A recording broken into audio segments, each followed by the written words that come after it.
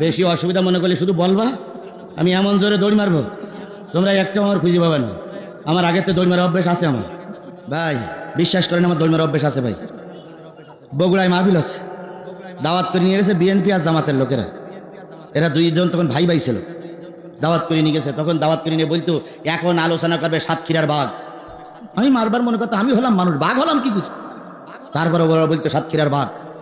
তো এক আলোচনা চলছে বগুড়ায়, আলোচনা করতে করতে 10টায় উঠেছি, 12টায় শেষ করবো। 12টা যখন বাজে তখন পিছন দিক তাকাই দেখি কমিটির লোক একটাও নেই, সব চলে গেছে ভাই। আছে শুধু পুলিশ, সবগুলো পুলিশ, একটাও কমিটির লোক নেই, বিএনপিও নেই, জামাতও নেই, শিবিরও নেই, ছাত্র দলও নেই। তাই মাইকালা ডেকে বললাম খবর কি? ভাই হুজুর পুলিশ এসেছে বলে ওরা সব চলে গেছে, আমিও চলে যেতাম, তা মাইকটা তুই যাইতে পারতিস না। তো এখন আপনি একটু যেভাবে পারেন করেন, আমি আসি হুজুর, আমি এখনো। তো আমি চিন্তা করলাম আল্লাহ পুলিশ তো আজকে আমার ধরবেই, কোরআন শরীফ সামনে, আমি কোরআন শরীফের হাত দিয়েই বলতেছি আজকে আমার পুলিশ ধরবেই। এমন সময় একটা ছোট্ট কাগজ আসলো, কাগজে লেখা হুজুর মঞ্চে থানার ওসি, দারোগা, পুলিশের 17 জন কনস্টেবল নিয়ে এসে সব ওপরে বসে আছে, ডাইনে বামে আওয়ামী লীগ, ছাত্রলীগ, যুবলীগ, পেশাব লীগ, পাইখানা লীগ সব হাজির। আপনারা আজকে মনে হয় বাঁচানো যাবে না, তো আপনি মোনাজাত করিয়ে যেভাবে পারেন আসবেন, আমরা দূরে আছি, আমরা নিকটে যাতে পারছি না, নিকটে গেলেই গ্রেপ্তার। তো আমি ঘড়িতে দেখি তখন আর 15 মিনিট বাকি আছে।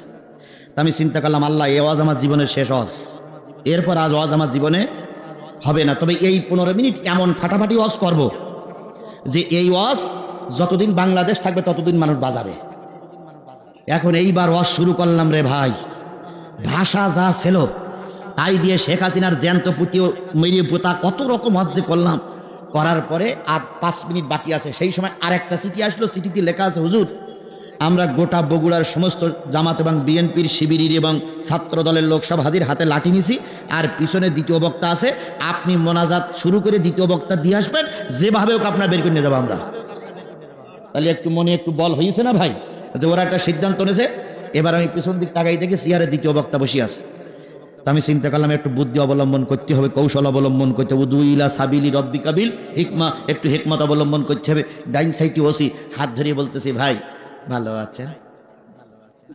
ওসি বলতে ভালো, কোরআন শরীফ সুইয়েই বলতেছে ভালো। ভাই আপনার বাড়ি কোথায়? ভাই দুপসাসিয়া, ওই বগুড়া জেলার একটা থানার নাম হইল দুপসাসিয়া, দুপসাসিয়া। ভাই আপনার মা বাবা আছে? মা নেই, বাবা আছে।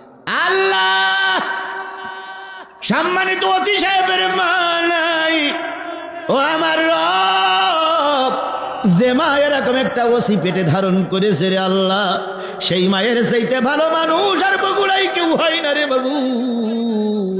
এই ওসি আছে বলে 50,000 মানুষ লোক আর শুনতেছে। আল্লাহ ওসির মারে তুমি জান্নাতুল ফেরদাউস নসিব করে দাও।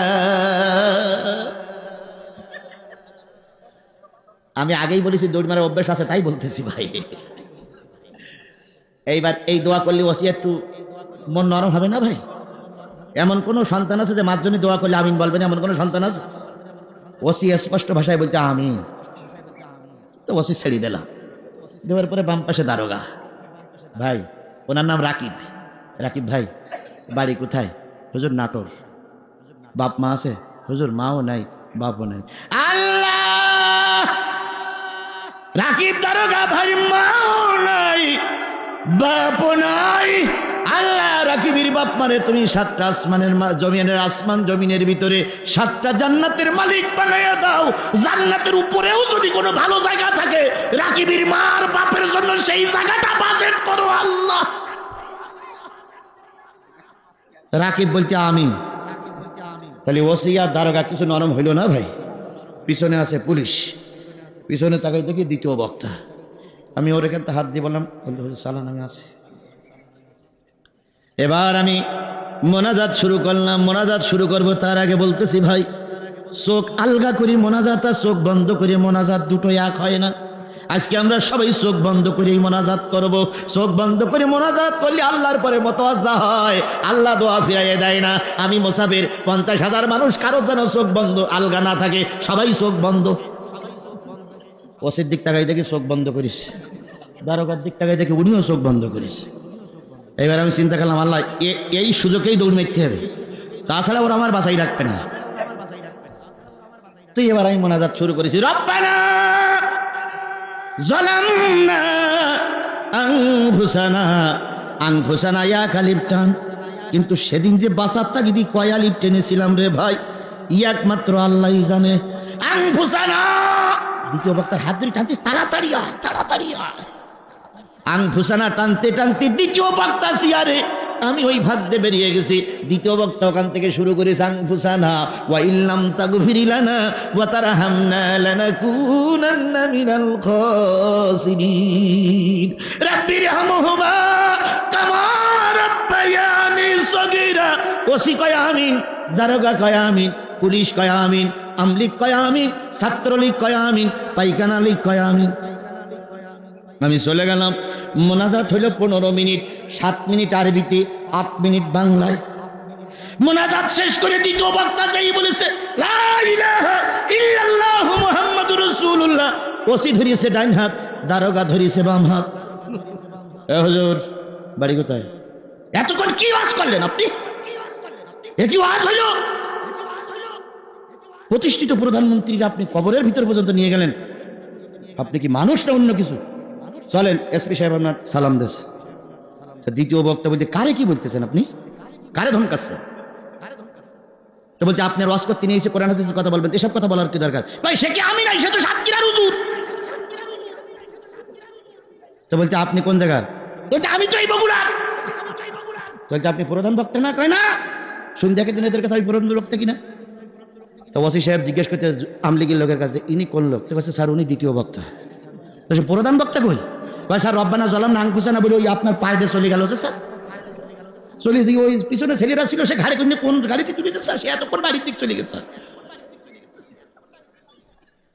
তখন বিশ্বাস করুন, আমার জীবনের কথা বলছি। ওসি সাহেব এবার মঞ্চে দাঁড়িয়ে ফোন ধরে বলতেছে, এসপি সাহেবের ফোন ধরে বলছে, স্যার সমস্ত উত্তরবঙ্গের পুলিশ সব যদি পাঠান স্যার, এলাকা ধরা যাবে না। তো বলতেছে, কেন? কয়, স্যারে মানুষ নাই, এ জেন স্যার। তো এসপি বলতে, মানুষ আবার জেন হয় কি করে? কয়, স্যার নিজের চোখে দেখলাম। মোনাজাত শুরু করলো। মোনাজাত শেষ করে দেখি চেয়ার আছে, মাইক আছে, সব আছে, যে হুজুর নাই আর এক হুজুর। তাহলে কি মানুষ স্যার? সেইখান থেকে উত্তরবঙ্গে আমার আর একটা নাম আছে, আজিজুল ইসলাম জিহাদি ওরফে জেন হুজুর। তাহলে সেই দিন, আজকে তো আপনাদের এই ঘুম ভাঙানোর জন্য কথাটা বললাম, বলুন তো সেই দিনটা আমার জন্য কত কষ্টের ছিল? বলেন বলেন বলেন, সেই দিনটা আমার জন্য কত কষ্টের ছিল? সেই কষ্টের মোকাবেলা করে, ওই দেশ বিরোধীদের মোকাবেলা করে ময়দানে টিকে আছি। আর এখন তো প্রশ্নই ওঠে না, কারণ সব আমার লোক, যেদিক তাকাই সেদিক আমার লোক, যেদিক তাকাই সেদিক আমার লোক। এখানে পাক পাকুম করার কোনো সুযোগ দেওয়া হবে না।